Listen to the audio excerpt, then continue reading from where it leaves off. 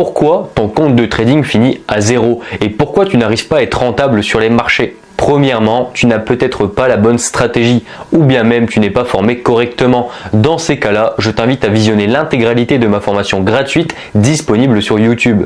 Elle contient 35 vidéos qui t'apprendront les bases de l'analyse technique, la corrélation, etc. Tout pour avoir de bonnes bases solides sur les marchés. Et avant de vouloir devenir rentable sur un compte de trading en réel, je vous conseille de devenir rentable d'abord sur un compte de démonstration. Logique.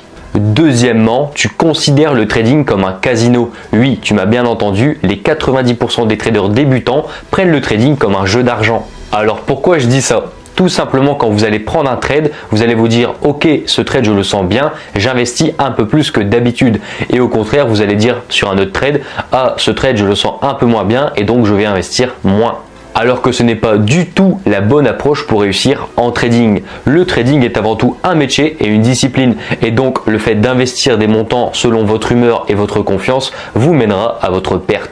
Troisièmement, la gestion des risques vous permettra de réussir et de devenir rentable même avec plus de trades perdants que de trades gagnants.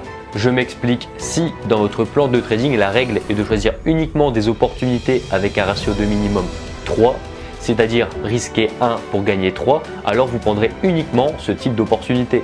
Et bien sûr, un stop loss doit être placé à un endroit qui invalide votre scénario. Alors n'ajustez pas votre stop loss pour qu'il respecte votre plan. Non. Si le trade ne vous offre pas une bonne opportunité, alors tout simplement avortez-la.